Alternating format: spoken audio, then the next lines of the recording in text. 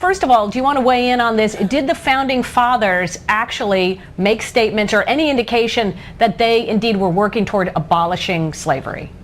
Well, no. The compromise was counting blacks, slaves in the South as 3/5 of a person. Right.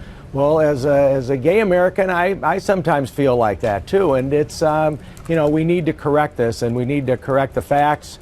And I hope Michelle Bachmann will be doing her homework. And, she's kind of a phenomena, but I look forward to debating her and some of the others and talking about some of the real issues, particularly, jobs, getting oil prices down, education reform, and really getting into the battle on the issues here and what differentiates us from each other. Let's talk about your efforts to try to change the Republican Party. Have you seen any indications, hopeful indications from your perspective that things are about to change? We just saw this gay marriage ruling in New York. A lot of Republicans are using this as another call for a constitutional amendment to ban gay marriage. Well, yeah, the Republican Party, and the party platform is just despicable. It's 27 pages of trying to drive people away. But I'll tell you, Rick, I've had an incredible reception.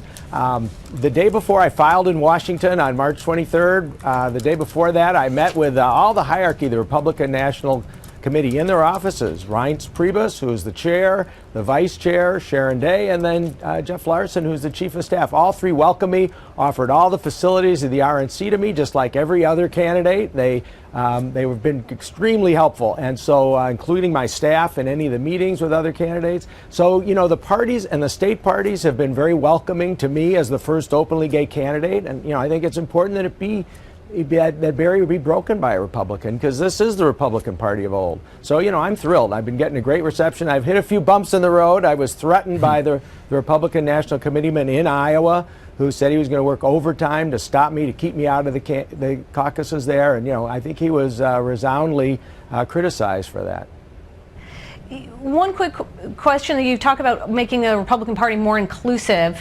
Is there somebody else in this field, should you not get the nomination, who you would like to see win it because you think they are the most inclusive of the bunch?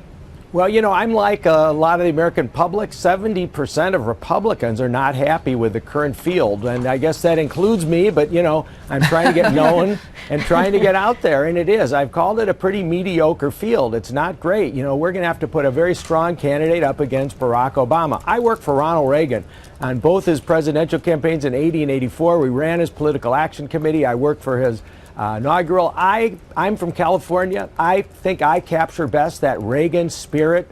My theme is bringing back the American spirit of optimism, right, and getting along. And I think someone like me can shake this country up and bring back some enthusiasm and optimism and that can-do spirit that Reagan brought to the U.S. in '81.